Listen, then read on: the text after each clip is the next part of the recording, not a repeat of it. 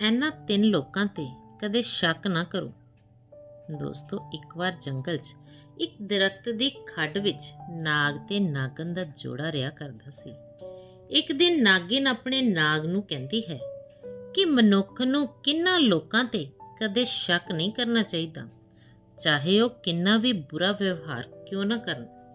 ਤਾਂ ਨਾਗ ਕਹਿੰਦਾ ਹੈ ਕਿ ਅੱਜ ਮੈਂ ਤੈਨੂੰ ਇੱਕ ਇਹੋ ਜਿਹੀ ਕਹਾਣੀ ਸੁਣਾਵਾਂਗਾ, ਜੇਕਰ ਤੂੰ ਇਸ ਨੂੰ ਪੂਰਾ ਸੁਣ ਲਿਆ ਤਾਂ ਤੈਨੂੰ ਪਤਾ ਲੱਗ ਜਾਵੇਗਾ ਕਿ ਕਿੰਨਾ ਲੋਕਾਂ ਤੇ ਸਾਨੂੰ ਸ਼ੱਕ ਨਹੀਂ ਕਰਨਾ ਚਾਹੀਦਾ। ਇਸ ਕਹਾਣੀ 'ਚ ਤੈਨੂੰ ਦੋ ਚੰਗੀਆਂ ਗੱਲਾਂ ਸਿੱਖਣ ਨੂੰ ਮਿਲਣਗੀਆਂ। ਉਹ ਕਹਿੰਦਾ ਹੈ ਕਿ ਕਿਸੇ ਨਗਰ ਵਿੱਚ ਇੱਕ ਰਾਜਾ ਰਿਹਾ ਕਰਦਾ ਸੀ। ਰਾਜਾ ਦੇ ਪੁੱਤ ਤੇ ਰਾਜਾ ਦੇ ਮੰਤਰੀ ਦੇ ਪੁੱਤ ਵਿੱਚ ਗੂੜੀ ਦੋਸਤੀ ਸੀ। ਦੋਵੇਂ ਇਕੱਠੇ ਰਹਿੰਦੇ ਸੀ, ਇਕੱਠੇ ਖਾਂਦੇ ਪੀਂਦੇ ਤੇ ਘੁੰਮਦੇ ਸੀ।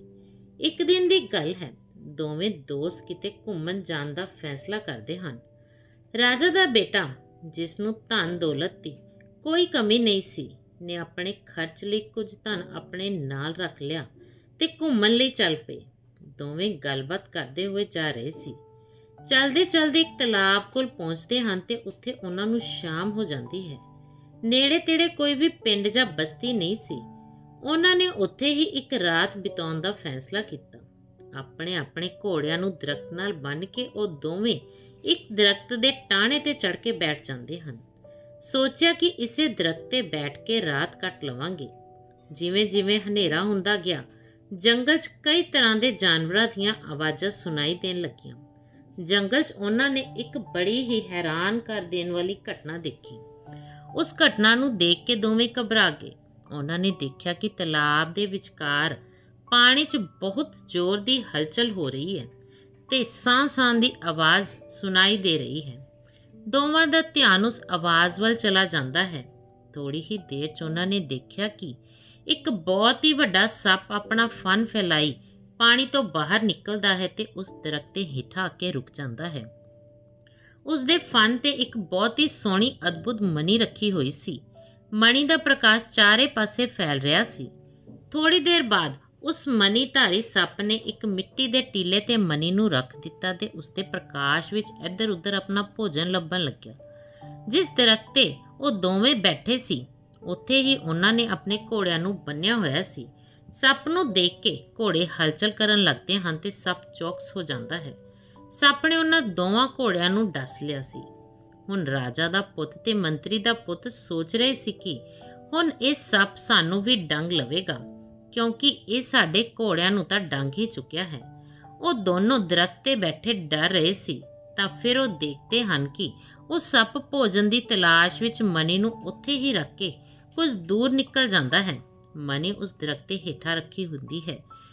ਚਮਕਦੀ ਹੋਈ ਮਣੀ ਨੂੰ ਉਹ ਦੋਨੋਂ ਬੜੀ ਹੈਰਾਨੀ ਨਾਲ ਦੇਖ ਰਹੇ ਸੀ। ਉਹਨਾਂ ਨੇ ਸੱਪ ਦੀ ਮਣੀ ਪਹਿਲਾਂ ਕਦੇ ਨਹੀਂ ਦੇਖੀ ਸੀ, ਸਿਰਫ ਕਹਾਣੀਆਂ 'ਚ ਹੀ ਸੁਣਿਆ ਸੀ। ਫਿਰ ਸੱਪ ਦੇ ਦੂਰ ਜਾਂਦੇ ਹੀ ਮੰਤਰੀ ਦੇ ਪੁੱਤ ਦੀ ਇੱਛਾ ਹੋਈ ਕਿ ਉਸ ਮਣੀ ਨੂੰ ਪ੍ਰਾਪਤ ਕੀਤਾ ਜਾਵੇ। ਉਸਨੇ ਸੁਣਿਆ ਸੀ ਕਿ ਸੱਪ ਦੀ ਮਣੀ ਨੂੰ ਜੇਕਰ ਕਿਸੇ ਚੀਜ਼ ਨਾਲ ਢੱਕ ਦਿੱਤਾ ਜਾਵੇ ਤਾਂ ਸੱਪ ਅੰਨਾ ਹੋ ਜਾਂਦਾ ਹੈ। ਹੁਣ ਸਵਾਲ ਇਹ ਪੈਦਾ ਹੋਇਆ ਕਿ ਇਸ ਜੰਗਲ ਵਿੱਚ ਉਹ ਕਿਸ ਚੀਜ਼ ਨਾਲ ਇਸ ਨੂੰ ਢੱਕ ਸਕਦੇ ਹਨ। ਫਿਰ ਉਹਨਾਂ ਨੂੰ ਦਰਖਤ ਦੇ ਥੱਲੇ ਆਪਣੇ ਘੋੜਿਆਂ ਦੀ ਲਿੱਦ ਪਈ ਦਿਖਾਈ ਦਿੱਤੀ। ਤਾਂ ਮੰਤਰੀ ਦੇ ਪੁੱਤ ਨੇ ਛੇਤੀ ਦੇਣੇ ਉਸ ਮਣੀ ਨੂੰ ਘੋੜੇ ਦੀ ਲਿੱਦ ਨਾਲ ਢੱਕ ਦਿੱਤਾ ਤੇ ਦੁਬਾਰਾ ਦਰਖਤ ਤੇ ਜਾ ਕੇ ਬੈਠ ਗਿਆ ਤੇ ਉੱਥੇ ਹਨੇਰਾ ਹੋ ਗਿਆ।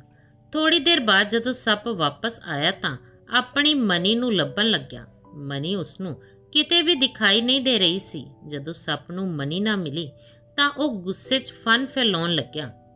ਮਣੀ ਵਾਲੇ ਸੱਪ ਦੀ ਜੋ ਮਣੀ ਹੁੰਦੀ ਹੈ, ਉਹ ਸੱਪ ਦੇ ਪ੍ਰਾਣ ਹੀ ਹੁੰਦੇ ਹਨ। ਜਦੋਂ ਉਸਨੂੰ ਆਪਣੀ ਮਣੀ ਦਿਖਾਈ ਨਾ ਦਿੱਤੀ ਤਾਂ ਉਹ ਆਪਣਾ ਸਰ ਪਟਕਣ ਲੱਗਿਆ। ਦੁੱਖ ਤੇ ਗੁੱਸੇ ਵਿੱਚ ਉਸਨੇ ਉੱਥੇ ਹੀ ਆਪਣੇ ਪ੍ਰਾਣ ਤਿਆਗ ਦਿੱਤੇ। ਸਵੇਰ ਹੋਣ ਤੇ ਜਦੋਂ ਰਾਜਾ ਦਾ ਬੇਟਾ ਤੇ ਮੰਤਰੀ ਦਾ ਬੇਟਾ ਦਰਖਤ ਤੋਂ ਥੱਲੇ ਉਤਰਦੇ ਹਨ ਤਾਂ ਮੰਤਰੀ ਦੇ ਬੇਟੇ ਨੇ ਉਸ ਮਣੀ ਨੂੰ ਘੋੜਿਆਂ ਦੀ ਲਿੱਦ ਤੋਂ ਬਾਹਰ ਕੱਢਿਆ ਤੇ ਉਸਨੂੰ ਤਲਾਬ 'ਚ ਜਾ ਕੇ ਧੋਤਾ। ਦੋਸਤੋ, ਮਣੀ ਧੋਂਦੇ ਹੀ ਉਸ ਮਣੀ ਦਾ ਅਦਭੁਤ ਪ੍ਰਕਾਸ਼ ਫੈਲਣ ਲੱਗਦਾ ਹੈ। ਉਸ ਮਣੀ ਦੇ ਪ੍ਰਕਾਸ਼ ਨਾਲ ਤਲਾਬ ਦਾ ਜਲ ਇੰਨਾ ਪ੍ਰਕਾਸ਼ਿਤ ਹੋ ਗਿਆ ਕਿ ਤਲਾਬ ਦੇ ਥੱਲੇ ਦੀਵਾਰਾਂ ਨਾਲ ਘਿਰਿਆ ਹੋਇਆ ਇੱਕ ਬਹੁਤ ਵੱਡਾ ਮਹਿਲ ਦਿਖਾਈ ਦਿੱਤਾ।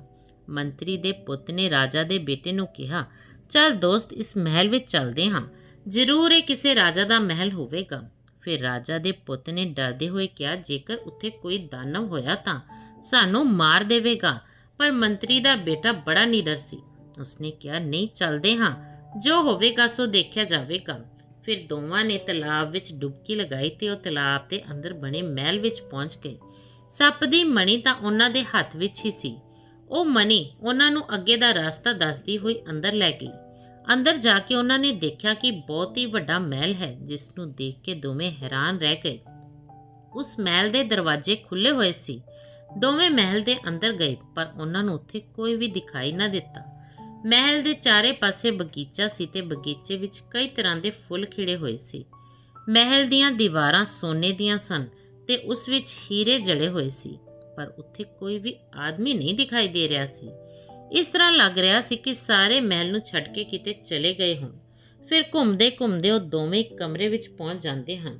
ਉੱਥੇ ਉਹਨਾਂ ਨੇ ਸੋਨੇ ਦੇ ਪਲੰਘ ਉੱਪਰ ਇੱਕ ਖੂਬਸੂਰਤ ਕੁੜੀ ਨੂੰ ਸੌਂਦੇ ਹੋਏ ਦੇਖਿਆ। ਇਸ ਤਰ੍ਹਾਂ ਲੱਗਦਾ ਸੀ ਜਿਵੇਂ ਉਹ ਕੁੜੀ ਕੋਈ ਦੇਵ ਕੰਨਿਆ ਹੋਵੇ। ਉਸ ਨੂੰ ਦੇਖ ਕੇ ਉਹ ਬੜੇ ਹੈਰਾਨ ਹੋ ਗਏ। ਉਸ ਦਾ ਰੰਗ ਦੁੱਧ ਵਾਂਗ ਚਿੱਟਾ ਸੀ। ਜਦ ਉਸ ਕੁੜੀ ਦੀ ਨੀਂਦ ਖੁੱਲਦੀ ਹੈ ਤਾਂ ਉਸਨੇ ਅੱਖਾਂ ਮਲਦੇ ਹੋਏ ਰਾਜਾ ਦੇ ਪੁੱਤ ਤੇ ਮੰਤਰੀ ਦੇ ਪੁੱਤ ਨੂੰ ਦੇਖਿਆ ਤਾਂ ਘਬਰਾ ਕੇ ਕਹਿਣ ਲੱਗੀ, ਕੌਣ ਹੋ ਤੁਸੀਂ ਤੇ ਇੱਥੇ ਕਿਵੇਂ ਆਏ? ਤੁਹਾਨੂੰ ਪਤਾ ਨਹੀਂ ਇੱਥੇ ਇੱਕ ਵੱਡਾ ਭਿਆਨਕ ਸੱਪ ਰਹਿੰਦਾ ਹੈ। ਉਹ ਇਸ ਸਮੇਂ ਆਪਣੇ ਭੋਜਨ ਦੀ ਤਲਾਸ਼ 'ਚ ਗਿਆ ਹੈ। ਉਹ ਹੁਣੇ ਹੀ ਆਵੇਗਾ ਤੇ ਤੁਹਾਨੂੰ ਦੇਖਦੇ ਹੀ ਖਾ ਜਾਵੇਗਾ। ਰਾਜਾ ਦਾ ਬੇਟਾ ਕਹਿਣ ਲੱਗਿਆ, ਹੇ ਸੁੰਦਰੀ, ਤੁਸੀਂ ਸਾਡੀ ਚਿੰਤਾ ਨਾ ਕਰੋ। ਅਸੀਂ ਉਹ ਸੱਪ ਦਾ ਕੰਮ ਪਹਿਲਾਂ ਹੀ ਤਮਾਮ ਕਰ ਦਿੱਤਾ ਹੈ। ਪਹਿਲਾਂ ਤੁਸੀਂ ਇਹ ਦੱਸੋ ਕਿ ਤੁਸੀਂ ਕੌਣ ਹੋ? ਤਾਂ ਉਹ ਕੁੜੀ ਕਹਿੰਦੀ ਹੈ ਕਿ ਮੈਂ ਇੱਕ ਦੇਵ ਕੰਨਿਆ ਹਾਂ। ਉਸ ਸੱਪ ਨੇ ਮੇਰੇ ਮਾਤਾ ਪਿਤਾ, ਭਰਾ, ਨੌਕਰ ਚਾਕਰ ਸਾਰੇ ਸਿਪਾਹੀਆਂ ਨੂੰ ਖਾ ਲਿਆ ਹੈ। ਮੈਂ ਇਕੱਲੀ ਹੀ ਬਚੀ ਹਾਂ। ਪਤਾ ਨਹੀਂ ਉਹ ਕਦੋਂ ਮੈਨੂੰ ਮਾਰ ਦੇਵੇ। ਜੇਕਰ ਤੁਸੀਂ ਆਪਣੀ ਭਲਾਈ ਚਾਹੁੰਦੇ ਹੋ ਤਾਂ ਇੱਥੋਂ ਭੱਜ ਜਾਓ, ਨਹੀਂ ਤਾਂ ਉਹ ਤੁਹਾਨੂੰ ਵੀ ਖਾ ਜਾਵੇਗਾ। ਦੋਸਤੋ, ਉਸ ਕੁੜੀ ਦੀਆਂ ਗੱਲਾਂ ਸੁਣ ਕੇ ਮੰਤਰੀ ਦੇ ਪੁੱਤ ਨੇ ਕਿਹਾ, ਘਬਰਾਓ ਦੀ ਕੋਈ ਲੋੜ ਨਹੀਂ ਹੈ। ਹੁਣ ਉਹ ਸੱਪ ਨਹੀਂ ਆਵੇਗਾ ਕਿਉਂਕਿ ਉਹ ਮਰ ਚੁੱਕਾ ਹੈ। ਦੋਸਤੋ, ਸੱਪ ਦੇ ਮਾਰੇ ਜਾਣ ਦੀ ਪੂਰੀ ਕਹਾਣੀ ਸੁਣ ਕੇ ਉਹ ਕੁੜੀ ਬਹੁਤ ਖੁਸ਼ ਹੋ ਜਾਂਦੀ ਹੈ ਤੇ ਵਾਰ-ਵਾਰ ਉਹਨਾਂ ਦਾ ਧੰਨਵਾਦ ਕਰਦੀ ਹੈ।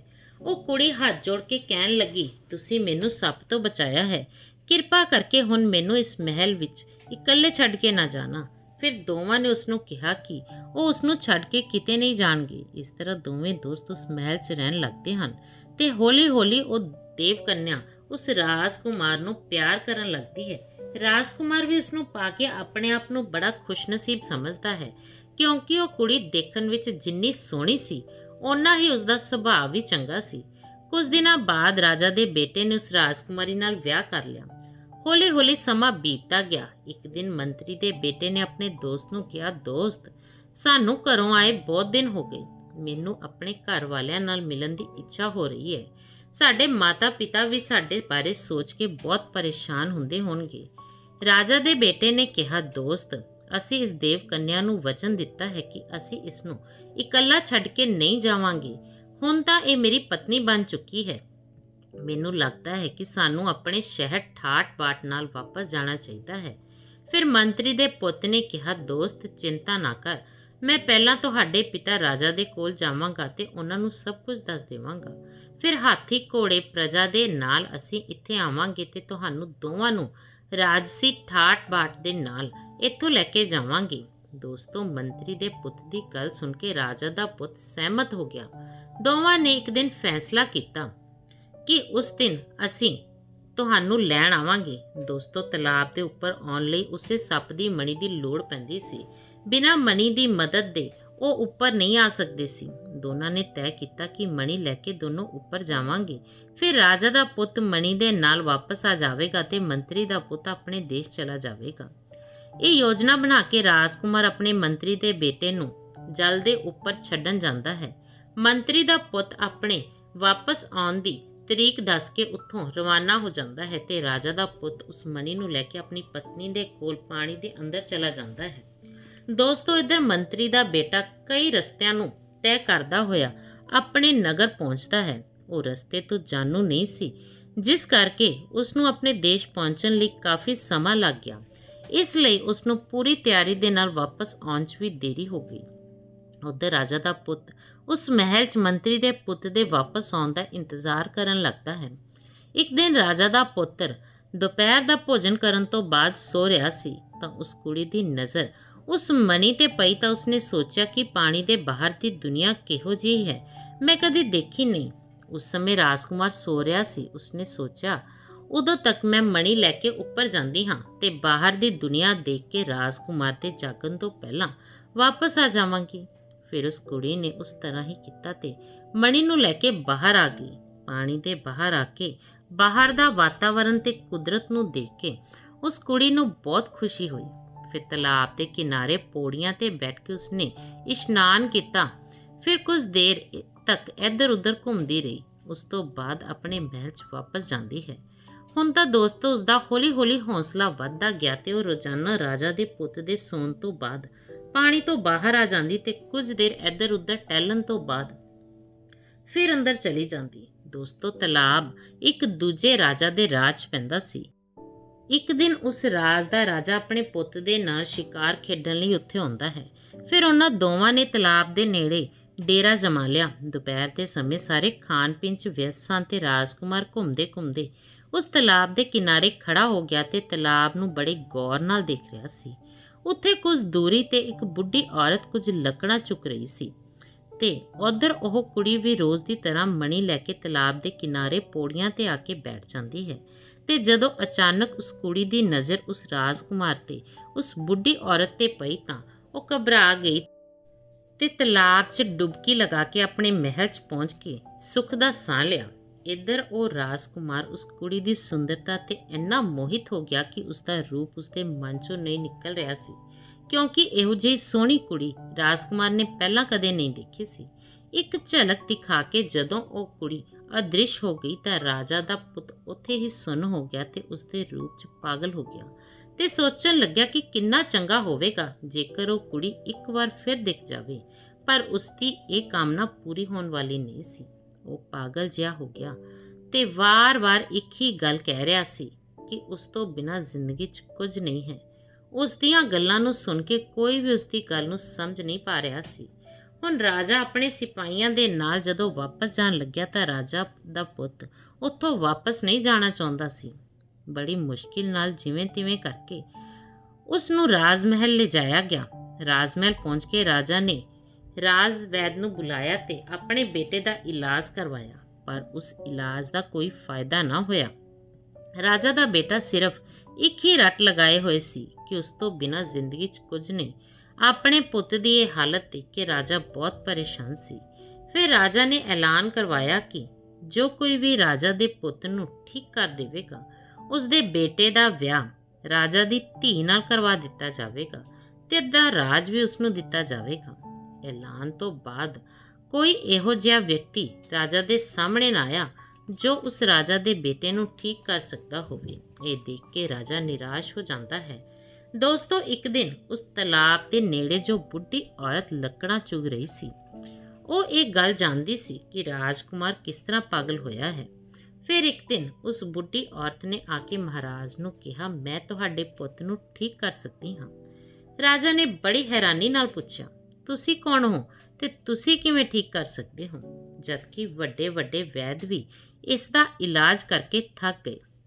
ਫਿਰ ਰਾਜਾ ਦੀ ਗੱਲ ਸੁਣ ਕੇ ਉਹ ਬੁੱਢੀ ਔਰਤ ਕਹਿੰਦੀ ਹੈ ਕਿ ਹੇ ਮਹਾਰਾਜ, ਮੈਂ ਹਲੇ ਨਹੀਂ ਦੱਸਾਂਗੀ, ਪਰ ਤੁਹਾਡੇ ਬੇਟੇ ਨੂੰ ਮੈਂ ਠੀਕ ਕਰ ਦੇਵਾਂਗੀ।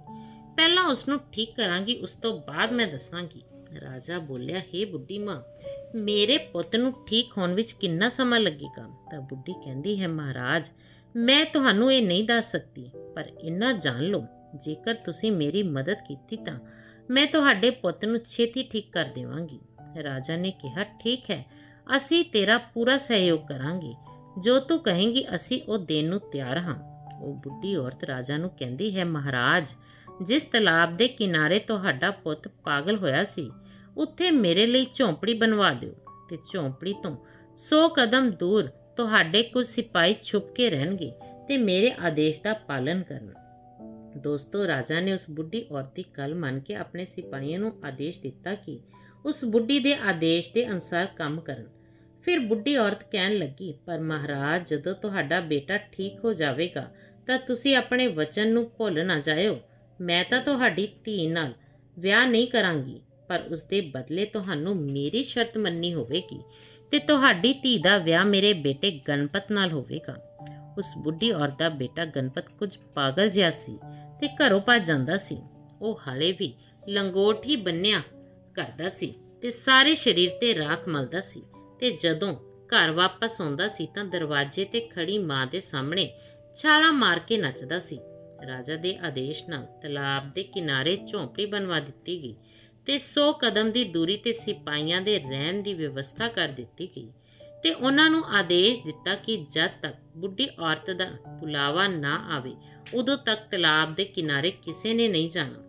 ਫਿਰ ਬੁੱਢੀ ਔਰਤ ਉਸ ਤਲਾਬ ਤੇ ਨਜ਼ਰ ਰੱਖਣ ਲੱਗੀ। ਇੱਧਰ ਤਲਾਬ ਦੇ ਅੰਦਰ ਰਾਜ ਮਹਿਲ 'ਚ ਰਾਜਾ ਦਾ ਪੁੱਤ ਆਪਣੀ ਪਤਨੀ ਦੇ ਨਾਲ ਮੰਤਰੀ ਦੇ ਪੁੱਤ ਦੇ ਆਉਣ ਦਾ ਇੰਤਜ਼ਾਰ ਕਰ ਰਿਹਾ ਸੀ, ਪਰ ਮੰਤਰੀ ਦੇ ਪੁੱਤ ਦਾ ਕੁਝ ਵੀ ਪਤਾ ਨਹੀਂ ਸੀ ਕਿਉਂਕਿ ਜੋ ਸਮਾਂ ਦਿੱਤਾ ਸੀ ਉਹ ਸਮਾਂ ਨਿਕਲ ਚੁੱਕਾ ਸੀ। ਇੱਧਰ ਉਸ ਦਿਨ ਦੀ ਘਟਨਾ ਤੋਂ ਬਾਅਦ ਕੁੜੀ ਇੱਕ ਦਿਨ ਵੀ ਤਲਾਬ ਤੋਂ ਬਾਹਰ ਨਹੀਂ ਨਿਕਲੀ, ਪਰ ਕਿਸਮਤ ਦਾ ਲਿਖਿਆ ਕੌਣ ਟਾਲ ਸਕਦਾ ਹੈ।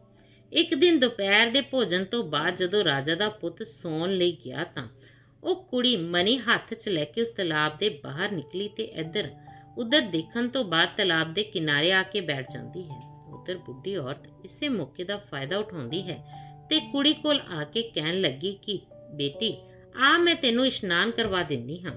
ਦੋਸਤੋ, ਉਸ ਕੁੜੀ ਨੇ ਕੋਈ ਇਤਰਾਜ਼ ਨਾ ਕੀਤਾ ਤਾਂ ਬੁੱਢੀ ਔਰਤ ਉਸਦੇ ਕੋਲ ਜਾ ਕੇ ਬੈਠ ਗਈ ਤੇ ਮਨੀ ਉਸਦੇ ਹੱਥ 'ਚੋਂ ਲੈ ਕੇ ਬੋਲੀ, ਧੀਏ ਮਨੀ ਨੂੰ ਹੱਥ 'ਚ ਕਿਉਂ ਰੱਖਿਆ ਹੈ? ਪਾਣੀ 'ਚ ਡਿੱਗ ਸਕਦੀ ਹੈ, ਤੂੰ ਕਿਨਾਰੇ ਦੇ ਉੱਪਰ ਠੀਕ ਤਰ੍ਹਾਂ ਰੱਖ ਦੇ। ਦੋਸਤੋ, ਜਿਵੇਂ ਹੀ ਉਸ ਕੁੜੀ ਨੇ ਉਸ ਮਨੀ ਨੂੰ ਘਾਟ ਦੇ ਉੱਪਰ ਰੱਖਿਆ ਤਾਂ ਬੁੱਢੀ ਔਰਤ ਨੇ ਉਸ ਮੌਕੇ ਦਾ ਫਾਇਦਾ ਉਠਾ ਕੇ ਮਨੀ ਨੂੰ ਛੁਪਾ ਲਿਆ ਤੇ ਸਿਪਾਹੀਆਂ ਨੂੰ ਇਸ਼ਾਰਾ ਕੀਤਾ ਤਾਂ ਉਸੇ ਸਮੇਂ ਸਿਪਾਹੀਆਂ ਨੇ ਜਾ ਕੇ ਉਸ ਕੁੜੀ ਨੂੰ ਫੜ ਲਿਆ ਤੇ ਮਹਿਲ ਲੈ ਗਏ। ਉਸ ਕੁੜੀ ਨੂੰ ਦੇਖਦੇ ਹੀ ਉਹ ਰਾਜਕੁਮਾਰ ਇੱਕਦਮ ਠੀਕ ਹੋ ਗਿਆ, ਕਹਿਣ ਲੱਗਿਆ, ਹਾਂ ਇਹੀ ਹੈ ਉਹ। ਹੁਣ ਤਾਂ ਦੋਸਤੋ ਰਾਜਕੁਮਾਰ ਦਾ ਪਾਗਲਪਨ ਦੂਰ ਹੋ ਜਾਂਦਾ ਹੈ। ਆਪਣੇ ਪੁੱਤ ਨੂੰ ਠੀਕ ਠਾਕ ਦੇਖ ਕੇ ਰਾਜਾ ਦੀ ਖੁਸ਼ੀ ਦਾ ਟਿਕਾਣਾ ਨਾ ਰਿਹਾ। ਰਾਜਾ ਨੇ ਆਪਣੇ ਬੇਟੇ ਨਾਲ ਉਸ ਦੇਵ ਕੰਨਿਆ ਦਾ ਵਿਆਹ ਕਰਵਾਉਣਾ ਚਾਹਿਆ ਤਾਂ ਇਹ ਸੁਣ ਕੇ ਕੁੜੀ ਘਬਰਾ ਗਈ। ਉਸਨੇ ਕਿਹਾ ਕਿ ਦੇਖੋ, ਮੇਰੇ ਮਹਿਲ 'ਚ ਮੇਰਾ ਪਤੀ ਮੇਰਾ ਇੰਤਜ਼ਾਰ ਕਰ ਰਿਹਾ ਹੈ ਤੇ ਮੈਂ ਇਹ ਵਰਤ ਰੱਖਿਆ ਹੈ ਕਿ 1 ਸਾਲ ਤੱਕ ਕਿਸੇ ਦੂਜੇ ਪੁਰਸ਼ ਨੂੰ ਨਹੀਂ ਦੇਖਾਂਗੀ। ਜੇਕਰ ਤੁਸੀਂ ਮੈਨੂੰ ਆਪਣੀ ਨੂੰਹ ਬਣਾਉਣਾ ਚਾਹੁੰਦੇ ਹੋ ਤਾਂ ਪਹਿਲਾਂ 1 ਸਾਲ ਤੱਕ ਤੁਸੀਂ ਮੈਨੂੰ ਆਪਣੀ ਧੀ ਬਣਾ ਕੇ ਰੱਖੋ। 1 ਸਾਲ ਤੋਂ ਪਹਿਲਾਂ ਮੈਂ ਤੁਹਾਡੇ ਪੁੱਤ ਦੇ ਨਾਲ ਵਿਆਹ ਨਹੀਂ ਕਰ ਸਕਦੀ। ਦੋਸਤੋ, ਕੁੜੀ ਦੀਆਂ ਇਹ ਗੱਲਾਂ ਸੁਣ ਕੇ ਰਾਜਾ ਉਦਾਸ ਹੋ ਜਾਂਦਾ ਹੈ। ਉਸ ਨੂੰ ਕੋਈ ਵੀ ਤਰੀਕਾ ਨਹੀਂ ਸੁੱਝ ਰਿਹਾ ਸੀ। ਫਿਰ ਰਾਜਾ ਨੇ ਸਾਲ ਪਰ ਇੰਤਜ਼ਾਰ ਕਰਨ ਦਾ ਫੈਸਲਾ ਕੀਤਾ। ਦੋਸਤੋ, ਉਧਰ ਮੰਤਰੀ ਦਾ ਬੇਟਾ ਸਾਰੀ ਵਿਵਸਥਾ ਕਰਕੇ ਉਸ ਤਲਾਬ ਦੇ ਕਿਨਾਰੇ ਹਾਥੀ ਘੋੜੇ ਤੇ ਸਿਪਾਹੀਆਂ ਨਾਲ ਪਹੁੰਚ ਜਾਂਦਾ ਹੈ ਤੇ ਤਲਾਬ ਦੇ ਕਿਨਾਰੇ ਅੰਬ ਦੇ ਬਗੀਚੇ 'ਚ ਆਪਣਾ ਤੰਬੂ ਲਗਾ ਕੇ ਤਲਾਬ ਨੂੰ ਦੇਖਦਾ ਰਹਿੰਦਾ ਹੈ ਕਿ ਮੇਰਾ ਦੋਸਤ ਕਦੋਂ ਪਾਣੀ 'ਚੋਂ ਬਾਹਰ ਨਿਕਲੇਗਾ। ਹਾਲਾਂਕਿ ਰਾਜਾ ਦੇ ਪੁੱਤ ਨੂੰ ਜੋ ਸਮਾਂ ਦਿੱਤਾ ਸੀ ਉਹ ਬੀਤ ਗਿਆ ਸੀ, ਪਰ ਮੰਤਰੀ ਦੇ ਪੁੱਤ ਨੂੰ ਉਮੀਦ ਸੀ ਕਿ ਰਾਜਾ ਦਾ ਪੁੱਤ ਬਾਹਰ ਜ਼ਰੂਰ ਆਵੇਗਾ। ਉਸ ਨੂੰ ਵੀ ਮੇਰੇ ਆਉਣ ਦੀ ਚਿੰਤਾ ਹੋਵੇਗੀ ਕਿਉਂਕਿ ਬਿਨਾਂ ਮਨੀ ਦੇ ਮਹਿਲ ਦੇ ਅੰਦਰ ਨਹੀਂ ਜਾਇਆ ਜਾ ਸਕਦਾ ਤੇ ਉਹ ਮੰਤਰੀ ਦਾ ਪੁੱਤ ਉਸ ਰਾਜਾ ਦੇ ਪੁੱਤ ਦੇ ਤਲਾਬ ਤੋਂ ਬਾਹਰ ਆਉਣ ਦਾ ਇੰਤਜ਼ਾਰ ਕਰਨ ਲੱਗਦਾ ਹੈ। ਕਈ ਦਿਨ ਬੀਤ ਜਾਂਦੇ ਹਨ ਪਰ ਰਾਜਾ ਦਾ ਪੁੱਤ ਤੇ ਉਸ ਦੀ ਪਤਨੀ ਪਾਣੀ ਤੋਂ ਬਾਹਰ ਨਾ ਨਿਕਲੇ। ਹੁਣ ਨਿਕਲਣ ਵੀ ਕਿਵੇਂ? ਰਾਜਕੁਮਾਰ ਕੋਲ ਮਨੀ ਨਹੀਂ ਸੀ ਤੇ ਰਾਜਕੁਮਾਰੀ ਉਸ ਰਾਜਾ ਦੇ ਮਹਿਲ 'ਚ ਰਹਿ ਗਈ ਸੀ। ਜਦ ਕਈ ਦਿਨ ਬੀਤ ਗਏ ਤੇ ਰਾਜਕੁਮਾਰ ਬਾਹਰ ਨਾ ਆਇਆ ਤਾਂ ਮੰਤਰੀ ਦੇ ਬੇਟੇ ਨੇ ਸੋਚਿਆ ਕਿ ਆਖਰ ਗੱਲ ਕੀ ਹੈ? ਮੇਰਾ ਦੋਸਤ ਪਾਣੀ ਤੋਂ ਬਾਹਰ ਕਿਉਂ ਨਹੀਂ ਆ ਰਿਹਾ? ਜ਼ਰੂਰ ਉਸਦੇ ਨਾਲ ਕੋਈ ਅਨਹੋਨੀ ਹੋਈ ਹੋਵੇਗੀ। ਇਸ ਤਰ੍ਹਾਂ ਆਪਣੇ ਦੋਸਤ ਦਾ ਇੰਤਜ਼ਾਰ ਕਰਦੇ ਕਰਦੇ ਉਸ ਨੂੰ 1 ਸਾਲ ਬੀਤ ਜਾਂਦਾ ਹੈ। ਉਧਰ ਉਸ ਦੇਵ ਕੰਨਿਆ ਦਾ 1 ਸਾਲ ਦਾ ਦਿੱਤਾ ਹੋਇਆ ਸਮਾਂ ਸਮਾਪਤ ਹੋਣ ਲੱਗਦਾ ਹੈ। ਇੱਧਰ ਰਾਜਾ ਨੇ ਆਪਣੇ ਪੁੱਤ ਦੇ ਨਾਲ ਉਸ ਕੁੜੀ ਦਾ ਵਿਆਹ ਕਰਨ ਦੀ ਤਿਆਰੀ ਸ਼ੁਰੂ ਕਰ ਦਿੱਤੀ। ਮੰਤਰੀ ਦੇ ਬੇਟੇ ਨੇ ਨੇੜੇ ਦੇ ਨਗਰ ਵਿੱਚੋਂ ਆਉਣ ਵਾਲੀ ਸ਼ਹਿਨਾਈ ਦੀ ਆਵਾਜ਼ ਨੂੰ ਸੁਣਿਆ ਤੇ ਸੋਚਣ ਲੱਗਿਆ ਕਿ ਜ਼ਰੂਰ ਇਸ ਰਾਜਾ ਦੇ ਇੱਥੇ ਕੋਈ ਵੱਡਾ ਉਤਸਵ ਹੈ। ਫਿਰ ਇੱਕ ਰਾਹਗੀਰ ਨੇ ਉਸ ਨੂੰ ਦੱਸਿਆ ਕਿ ਇੱਥੋਂ ਦਾ ਜੋ ਰਾਜਕੁਮਾਰ ਹੈ ਉਹ ਇੱਕ ਜਲ ਕੰਨਿਆ ਨਾਲ ਵਿਆਹ ਕਰਨ ਜਾ ਰਿਹਾ ਹੈ। ਉਸੇ ਦੀ ਇਹ ਤਿਆਰੀ ਚੱਲ ਰਹੀ ਹੈ। ਦੋਸਤੋ, ਮੰਤਰੀ ਦੇ ਬੇਟੇ ਨੇ ਜਲ ਕੰਨਿਆ ਦਾ ਨਾਮ ਸੁਣਦੇ ਹੀ ਸਾਰੀ ਗੱਲ ਸਮਝਣ 'ਚ ਦੇਰ ਨਾ ਲਾਈ ਤੇ ਇੱਕਦਮ ਘਬਰਾ ਕੇ ਉੱਠਿਆ ਤੇ ਉਸਨੇ ਤੈਅ ਕੀਤਾ ਕਿ ਪਹਿਲਾਂ ਨਗਰ ਜਾ ਕੇ ਉਹ ਸਾਰੀ ਗੱਲ ਦਾ ਪਤਾ ਲਗਾਵੇਗਾ ਤੇ ਇਹ ਸੋਚ ਕੇ ਮੰਤਰੀ ਦਾ ਬੇਟਾ ਨਗਰ ਵੱਲ ਚੱਲ ਪੈਂਦਾ ਹੈ। ਉਧਰ ਨਗਰ 'ਚ ਪਹੁੰਚ ਕੇ ਉਸਨੇ ਇੱਕ ਗਰੀਬ ਬ੍ਰਾਹਮਣ ਦੇ ਘਰ ਸ਼ਰਨ ਲਈ। ਬ੍ਰਾਹਮਣ ਦੇਵ ਨੇ ਮੰਤਰੀ ਦੇ ਬੇਟੇ ਦਾ ਖੂਬ ਸਤਿਕਾਰ ਕੀਤਾ ਤੇ ਉਸਨੂੰ ਭੋਜਨ ਕਰਵਾਇਆ। ਕੁਝ ਦੇਰ ਬਾਅਦ ਆਰਾਮ ਕਰਨ ਤੋਂ ਬਾਅਦ ਮੰਤਰੀ ਦੇ ਬੇਟੇ ਨੇ ਪੁੱਛਿਆ, ਹੇ ਬ੍ਰਾਹਮਣ ਦੇਵਤਾ, ਕਿਰਪਾ ਮੈਨੂੰ ਇਹ ਦੱਸਣ ਦਾ ਕਸ਼ਟ ਕਰੋ ਕਿ ਇਸ ਨਗਰ 'ਚ ਇੰਨੀ ਤਿਆਰੀ ਕਿਉਂ ਹੋ ਰਹੀ ਹੈ? ਕੀ ਕੋਈ ਉਤਸਵ ਹੈ? ਮੰਤਰੀ ਦੇ ਬੇਟੇ ਦੀ ਗੱਲ ਸੁਣ ਕੇ ਬ੍ਰਾਹਮਣ ਨੇ ਸੋਚਿਆ, ਲੱਗਦਾ ਹੈ ਇਹ ਨੌਜਵਾਨ ਇਸ ਸ਼ਹਿਰ 'ਚ ਨਵਾਂ ਆਇਆ ਹੈ, ਇਸ ਲਈ ਇਸ ਨੂੰ ਕੁਝ ਪਤਾ ਨਹੀਂ। ਤਾਂ ਬ੍ਰਾਹਮਣ ਨੇ ਮੰਤਰੀ ਦੇ ਪੁੱਤ ਨੂੰ ਸਾਰੀ ਗੱਲ ਦੱਸੀ। ਹੁਣ ਮੰਤਰੀ ਦੇ ਪੁੱਤ ਨੇ ਮਨ ਹੀ ਮਨ ਇੱਕ ਯੋਜਨਾ ਬਣਾਈ ਤੇ ਉਹ ਬ੍ਰਾਹਮਣ ਤੋਂ ਵਿਦਾ ਲੈ ਕੇ ਨਗਰ ਤੋਂ ਬਾਹਰ ਆ ਜਾਂਦਾ ਹੈ। ਫਿਰ ਉਸਨੇ ਉਸ ਬੁੱਢੀ ਔਰਤ ਦੇ ਬੇਟੇ ਦਾ ਭੇਸ਼ ਬਣਾਇਆ ਤੇ ਨਕਲੀ ਬੇਟਾ ਬਣ ਕੇ ਉਸ ਬੁੱਢੀ ਔਰਤ ਦੇ ਘਰ ਪਹੁੰਚ ਜਾਂਦਾ ਹੈ। ਬ੍ਰਾਹਮਣ ਨੇ ਤਾਂ ਪਹਿਲਾਂ ਹੀ ਦੱਸ ਦਿੱਤਾ ਸੀ ਕਿ ਬੁੱਢੀ ਔਰਤ ਦਾ ਬੇਟਾ ਕਿਸ ਤਰ੍ਹਾਂ ਦੀਆਂ ਹਰਕਤਾਂ ਕਰਦਾ ਹੈ। ਮੰਤਰੀ ਦੇ ਬੇਟੇ ਨੇ ਵੀ ਉਸੇ ਤਰ੍ਹਾਂ ਹਰਕਤਾਂ ਕਰਨੀਆਂ ਸ਼ੁਰੂ ਕਰ ਦਿੱਤੀਆਂ। ਉਸਨੇ ਹੱਥ ਵਿੱਚ ਦਰਖਤ ਦੀ ਇੱਕ ਟਾਹਣੀ ਲੈ ਕੇ ਉਸ ਬੁੱਢੀ ਔਰਤ ਦੇ ਘਰ ਦੇ ਸਾਹਮਣੇ ਨੱਚਣਾ ਟੱਪਣਾ ਸ਼ੁਰੂ ਕਰ ਦਿੱਤਾ। ਉਧਰ ਬੁੱਢੀ ਔਰਤ ਨੇ ਸਮਝਿਆ ਕਿ ਉਸਦਾ ਬੇਟਾ ਆ ਗਿਆ ਹੈ। ਇਹ ਦੇਖ ਕੇ ਉਹ ਬੁੱਢੀ ਔਰਤ ਬੜੀ ਖੁਸ਼ ਹੁੰਦੀ ਹੈ ਤੇ ਕਹਿਣ ਲੱਗਦੀ ਹੈ, ਭਗਵਾਨ, ਤੁਸੀਂ ਮੇਰੀ ਪ੍ਰਾਰਥਨਾ ਸੁਣ ਲਈ, ਮੇਰਾ ਬੇਟਾ ਆ ਗਿਆ ਹੈ। ਬੁੱਢੀ ਔਰਤ ਦੇ ਬੇਟੇ ਦੇ ਭੇਸ ਵਿੱਚ ਮੰਤਰੀ ਦਾ ਬੇਟਾ ਕਹਿਣ ਲੱਗਿਆ, ਨਹੀਂ ਨਹੀਂ, ਇਹ ਨਹੀਂ ਹੋਵੇਗਾ। ਫਿਰ ਉਸ ਬੁੱਢੀ ਔਰਤ ਨੇ ਕਿਹਾ ਕਿ ਤੂੰ ਮੇਰੇ ਨਾਲ ਰਹੀਂ। ਇਹ ਸੁਣ ਕੇ ਮੰਤਰੀ ਦਾ ਬੇਟਾ ਰਾਜ਼ੀ ਹੋ ਜਾਂਦਾ ਹੈ। ਉਹ ਬੁੱਢੀ ਔਰਤ ਆਪਣੇ ਬੇਟੇ ਭਾਵ ਮੰਤਰੀ ਦੇ ਬੇਟੇ ਨੂੰ ਕਹਿੰਦੀ ਹੈ, ਮੈਂ ਤਲਾਬ ਤੋਂ ਜਲ ਕੰਨਿਆ ਨੂੰ ਫੜਵਾਇਆ ਸੀ, ਕਿ ਉਸ ਨੂੰ ਦੇਖਣ ਚੱਲੇਗਾ? ਤਾਂ ਮੰਤਰੀ ਦਾ ਬੇਟਾ ਕਹਿਣ ਲੱਗਿਆ, ਹਾਂ ਮਾਂ, ਮੈਂ ਜ਼ਰੂਰ ਚੱਲਾਂਗਾ। ਇਹ ਸੁਣ ਕੇ ਉਹ ਬੁੱਢੀ ਔਰਤ ਬੜੀ ਭਾਵੁਕ ਹੋ ਜਾਂਦੀ ਹੈ, ਕਿਉਂਕਿ ਅੱਜ ਤੱਕ ਉਸਦੇ ਬੇਟੇ ਨੇ ਕਦੇ ਇਸ ਤਰ੍ਹਾਂ ਦੀ ਗੱਲ ਨਹੀਂ ਕੀਤੀ ਸੀ। ਖੁਸ਼ੀ-ਖੁਸ਼ੀ ਉਸ ਬੁੱਢੀ ਔਰਤ ਨੇ ਕਿਹਾ, ਬੇਟਾ, ਮੇਰੇ ਕੋਲ ਇੱਕ ਸੱਪ ਦੀ ਮਣੀ ਹੈ, ਕੀ ਤੂੰ ਉਸ ਨੂੰ ਦੇਖਣਾ ਚਾਹੇਂਗਾ? ਤਾਂ ਮੰਤਰੀ ਦੇ ਬੇਟੇ ਨੇ ਕਿਹਾ, ਹਾਂ ਮਾਂ, ਮੈਂ ਦੇਖਾਂਗਾ। ਫਿਰ ਤਾਂ ਬੁੱਢੀ ਮਾਂ ਨੇ ਮਣੀ ਨੂੰ ਜਿਵੇਂ ਹੀ ਕੱਢਿਆ ਤਾਂ ਨਕਲੀ ਬਣਿਆ ਉਸਦਾ ਬੇਟਾ ਉਸ ਮਣੀ ਨੂੰ ਲੈ ਕੇ ਆਪਣੇ ਕੋਲ ਰੱਖ ਲੈਂਦਾ ਹੈ। ਇੱਧਰ ਉਹ ਬੁੱਢੀ ਇੰਨੀ ਖੁਸ਼ ਸੀ ਕਿ ਉਸਦਾ ਧਿਆਨ ਉਸ ਵੱਲ ਗਿਆ ਹੀ ਨਹੀਂ ਕਿ ਉਸਨੂੰ ਆਪਣਾ ਬੇਟਾ ਸਮਝ ਰਹੀ ਹੈ, ਉਹ ਕੋਈ ਹੋਰ ਹੈ। ਹੁਣ ਤਾਂ ਬੁੱਢੀ ਔਰਤ ਆਪਣੇ ਬੇਟੇ ਨੂੰ ਰਾਜ ਮਹਿਲ ਲਿਜਾਂਦੀ ਹੈ ਤੇ ਜਿਸ ਕਮਰੇ 'ਚ ਉਹ ਜਲ ਕੰਨਿਆ ਸੀ, ਉਸੇ ਕਮਰੇ 'ਚ ਉਸਨੇ ਆਪਣੇ ਬੇਟੇ ਨੂੰ ਬਿਠਾ ਦਿੱਤਾ। ਸ਼ਾਮ ਹੋਣ ਤੇ ਉਸ ਬੁੱਢੀ ਨੇ ਆਪਣੇ ਬੇਟੇ ਨੂੰ ਕਿਹਾ, ਚੱਲ ਹੁਣ ਘਰ ਚੱਲਦੇ ਹਾਂ। ਤਾਂ ਉਹ ਨਕਲੀ ਬੇਟਾ ਘਰ ਜਾਣ ਨੂੰ ਤਿਆਰ ਨਹੀਂ ਹੁੰਦਾ, ਬਸ ਜਲ ਕੰਨਿਆ ਕੋਲ ਰਹਿਣ ਦੀ ਜਿੱਦ ਕਰਨ ਲੱਗਦਾ ਹੈ। ਅੰਤ ਹਾਰ ਕੇ ਉਹ ਬੁੱਢੀ ਔਰਤ ਪਹਿਰੇਦਾਰ ਨੂੰ ਉਸਦਾ ਖਿਆਲ ਰੱਖਣ ਲਈ ਕਹਿ ਕੇ ਇਕੱਲੀ ਘਰ ਚਲੀ ਜਾਂਦੀ ਹੈ। ਉਸੇ ਰਾਤ ਜਦੋਂ ਸਾਰੇ ਪਹਿਰੇਦਾਰ ਸੋ ਗਏ ਤਾਂ ਮੰਤਰੀ ਦਾ ਪੁੱਤ ਉਸ ਜਲ ਕੰਨਿਆ ਦੇ ਕੋਲ ਪਹੁੰਚਿਆ। ਉਸਨੇ ਉਸਨੂੰ ਆਪਣੀ ਪਹਿਚਾਣ ਦੱਸੀ ਤੇ ਫਿਰ ਉਹ ਜਲ ਕੰਨਿਆ ਵੀ ਸਮਝ ਜਾਂਦੀ ਹੈ ਕਿ ਇਹ ਮੇਰੇ ਪਤੀ ਦਾ ਦੋਸਤ ਹੈ ਜੋ ਮੇਰੇ ਪਤੀ ਦੇ ਨਾਲ ਤਲਾਬ ਦੇ ਹੇਠਾਂ ਗਿਆ ਸੀ। ਉਸਨੇ ਕਿਹਾ ਕਿ ਤੁਸੀਂ ਕੁਝ ਵੀ ਕਰਕੇ ਮੇਰਾ ਇੱਥੋਂ ਛੁਟਕਾਰਾ ਕਰਵਾਓ, ਕਿਸੇ ਵੀ ਤਰ੍ਹਾਂ ਤੁਸੀਂ ਮੈਨੂੰ ਮੇਰੇ ਪਤੀ ਕੋਲ ਪਹੁੰਚਾ ਦਿਓ। ਤੁਹਾਡੇ ਵਰਗਾ ਸ਼ੁਭ ਚਿੰਤਕ ਤੇ ਦੂਜਾ ਮਿੱਤਰ ਕੌਣ ਹੋ ਸਕਦਾ ਹੈ? ਮੰਤਰੀ ਦਾ ਪੁੱਤ ਕਹਿਣ ਲੱਗਿਆ, ਤੁਸੀਂ ਚਿੰਤਾ ਨਾ ਕਰੋ, ਇਸੇ ਲਈ ਤਾਂ ਮੈਂ ਇਸ ਦੇਸ਼ 'ਚ ਆਇਆ ਹਾਂ। ਹੁਣ ਮੈਂ ਜਿਵੇਂ ਕਹਾਂਗਾ ਤੁਸੀਂ ਉਵੇਂ ਹੀ ਕਰਨਾ ਤੇ ਫਿਰ ਅੱਜ ਰਾਤ ਨੂੰ ਹੀ ਅਸੀਂ ਇੱਥੋਂ ਭੱਜ ਜਾਵਾਂਗੇ। ਦੋਸਤੋ, ਇਸ ਤਰ੍ਹਾਂ ਦੋਵਾਂ ਨੇ ਉੱਥੋਂ ਨਿਕਲਣ ਦੀ ਯੋਜਨਾ ਬਣਾਈ ਤੇ ਕਿਸੇ ਤਰ੍ਹਾਂ ਉੱਥੋਂ ਨਿਕਲ ਕੇ ਉਸ ਤਲਾਬ ਦੇ ਕਿਨਾਰੇ ਪਹੁੰਚ ਜਾਂਦਾ ਹੈ। ਉਹ ਉਸ ਬੁੱਢੀ ਔਰਤ ਦੇ ਘਰੋਂ ਮਣੀ ਤਾਂ ਲੈ ਹੀ ਆਇਆ ਸੀ। ਉਸ ਮਣੀ ਦੇ ਸਹਾਰੇ ਉਹ ਦੋਵੇਂ ਪਾਣੀ ਦੇ ਅੰਦਰ ਚਲੇ ਜਾਂਦੇ ਹਨ ਤੇ ਆਪਣੀ ਪਤਨੀ ਨੂੰ ਦੇਖ ਕੇ ਰਾਜਾ ਦਾ ਪੁੱਤ ਬੜਾ ਖੁਸ਼ ਹੋ ਜਾਂਦਾ ਹੈ। ਮੰਤਰੀ ਦੇ ਬੇਟੇ ਨੇ ਰਾਜਾ ਦੇ ਬੇਟੇ ਨੂੰ ਕਿਹਾ, ਦੋਸਤ, ਜਲਦੀ ਚੱਲੋ, ਨਹੀਂ ਤਾਂ ਇਸ ਰਾਜ ਦਾ ਰਾਜਾ ਸਾਨੂੰ ਤਿੰਨਾਂ ਨੂੰ ਜਿੰਦਾ ਨਹੀਂ ਛੱਡੇਗਾ, ਕਿਉਂਕਿ ਇੱਥੇ ਦਾ ਜੋ ਰਾਜਾ ਹੈ ਤੁਹਾਡੀ ਇਸ ਪਤਨੀ ਦਾ ਆਪਣੇ ਬੇਟੇ ਨਾਲ ਵਿਆਹ ਕਰਵਾਉਣਾ ਚਾਹੁੰਦਾ ਹੈ। ਜਦੋਂ ਤੱਕ ਉਹ ਸਾਨੂੰ ਇਸ ਤਲਾਬ ਤੇ ਲੱਭਣ ਲਈ ਆਵੇਗਾ, ਉਦੋਂ ਤੱਕ ਸਾਨੂੰ ਤਿੰਨਾਂ ਨੂੰ ਇੱਥੋਂ ਭੱਜ ਜਾਣਾ ਚਾਹੀਦਾ ਹੈ ਤੇ ਇਸ ਰਾਜ ਨੂੰ ਛੱਡ ਦੇਣਾ ਚਾਹੀਦਾ ਹੈ। ਜਦੋਂ ਉਹ ਤਿੰਨੇ ਉੱਥੋਂ ਜਾਣ ਲੱਗਦੇ ਹਨ ਤਾਂ ਰਾਜਾ ਦੇ ਪੁੱਤ ਦੀ ਨਜ਼ਰ ਇੱਕ ਸੰਦੂਕ ਤੇ ਜਾਂਦੀ ਹੈ ਤੇ ਉਸ ਸੰਦੂਕ ਨੂੰ ਖੋਲ ਕੇ ਦੇਖਦਾ ਹੈ ਤਾਂ ਉਸ ਵਿੱਚੋਂ 3 ਚੀਜ਼ਾਂ ਨਿਕਲਦੀਆਂ ਹਨ, ਰਾਜਸੀ ਕੱਪੜੇ, ਰਾਜਸੀ ਗਹਿਣੇ ਤੇ ਹੀਰਿਆਂ ਨਾਲ ਜੜੇ ਖੜਾਓ। ਰਾਜਕੁਮਾਰ ਉਹਨਾਂ ਤਿੰਨਾਂ ਚੀਜ਼ਾਂ ਨੂੰ ਦੇਖ ਕੇ ਬਹੁਤ ਖੁਸ਼ ਹੁੰਦਾ ਹੈ, ਕਿਉਂਕਿ ਉਹ ਤਿੰਨੇ ਚੀਜ਼ਾਂ ਬਹੁਤ ਕੀਮਤੀ ਸਨ। ਰਾਜਕੁਮਾਰ ਨੇ ਉਸ ਸੰਦੂਕ ਨੂੰ ਆਪਣੇ ਹੱਥ 'ਚ ਲੈ ਲਿਆ ਤੇ ਮਨੀ ਦੇ ਸਹਾਰੇ ਤਿੰਨੇ ਬਾਹਰ ਆ ਜਾਂਦੇ ਹਨ। ਇਸ ਤਰ੍ਹਾਂ ਉਹ ਤਿੰਨੇ ਆਪਣੇ ਦੇਸ਼ ਲਈ ਵਾਪਸ ਚੱਲ ਪੈਂਦੇ ਹਨ। ਮੰਤਰੀ ਦਾ ਬੇਟਾ ਜੋ ਹਾਥੀ ਘੋੜੇ ਲੈ ਕੇ ਆਇਆ ਸੀ, ਉਹ ਸਭ ਉਸਨੇ ਪਹਿਲਾਂ ਹੀ ਵਾਪਸ ਭੇਜ ਦਿੱਤੇ ਸੀ। ਹੁਣ ਉਹ ਪੈਦਲ ਹੀ ਜਾ ਰਹੇ ਸੀ। ਇਸ ਤਰ੍ਹਾਂ ਪਹਾੜ, ਨਦੀ, ਜੰਗਲ ਸਭ ਨੂੰ ਪਾਰ ਕਰਦੇ ਹੋਏ ਉਹ ਆਪਣੇ ਦੇਸ਼ ਵੱਲ ਵੱਧਦੇ ਜਾ ਰਹੇ ਸੀ। ਇਸ ਤਰ੍ਹਾਂ ਉਹਨਾਂ ਨੇ ਕਈ ਦਿਨ ਬੀਤ ਜਾਂਦੇ ਹਨ। ਉਹਨਾਂ ਨੂੰ ਕਿਤੇ ਕੋਈ ਆਬਾਦੀ ਨਹੀਂ ਦਿਖਾਈ ਦੇ ਰਹੀ ਸੀ। ਇੱਕ ਵੱਡੇ ਬੋੜ ਦੇ ਦਰਖਤ ਦੇ ਹੇਠਾਂ ਉਹਨਾਂ ਨੇ ਇੱਕ ਰਾਤ ਬਿਤਾਉਣ ਦਾ ਫੈਸਲਾ ਕੀਤਾ। ਥੱਕੇ ਹੋਣ ਕਰਕੇ ਰਾਜਾ ਦਾ ਪੁੱਤ ਤੇ ਉਸਦੀ ਪਤਨੀ ਗੂੜੀ ਨੀਂਦ ਸੋ ਜਾਂਦੇ ਹਨ, ਪਰ ਮੰਤਰੀ ਦਾ ਪੁੱਤ ਪਹਿਰਾ ਦੇਣ ਲਈ ਜਾਗਦਾ ਰਹਿੰਦਾ ਹੈ। ਜਿਸ ਸਮੇਂ ਮੰਤਰੀ ਦਾ ਬੇਟਾ ਪਹਿਰਾ ਦੇ ਰਿਹਾ ਸੀ, ਉਸੇ ਸਮੇਂ ਉਸ ਦਰਖਤ ਦੇ ਉੱਪਰ ਇੱਕ ਹੰਸ ਤੇ ਹੰਸਣੀ ਬੈਠੇ ਹੋਏ ਸੀ। ਉਹ ਆਪਸ 'ਚ ਗੱਲਾਂ ਕਰ ਰਹੇ ਸੀ ਤੇ ਮੰਤਰੀ ਦੇ ਬੇਟੇ ਨੇ ਦੋਨਾਂ ਨੂੰ ਗੱਲਾਂ ਕਰਦੇ ਸੁਣਿਆ। ਹੰਸ ਕਹਿਣ ਲੱਗਿਆ, ਹੰਸਣੀ, ਮੰਤਰੀ ਦਾ ਬੇਟਾ ਬਹੁਤ ਚਲਾਕੀ ਨਾਲ ਰਾਜਾ ਦੇ ਪੁੱਤ ਤੇ ਉਸਦੀ ਪਤਨੀ ਨੂੰ ਬਚਾ ਲਿਆਇਆ ਹੈ, ਪਰ ਕੀ ਉਹ ਸਹੀ ਸਲਾਮਤ ਆਪਣੇ ਦੇਸ਼ ਪਹੁੰਚ ਸਕੇਗਾ? ਮੈਂ ਤਾਂ ਇਹਨਾਂ ਦੇ ਉੱਪਰ ਆਉਣ ਵਾਲੀ ਵੱਡੀ ਮੁਸ਼ਕਲ ਨੂੰ ਦੇਖ ਰਿਹਾ ਹਾਂ।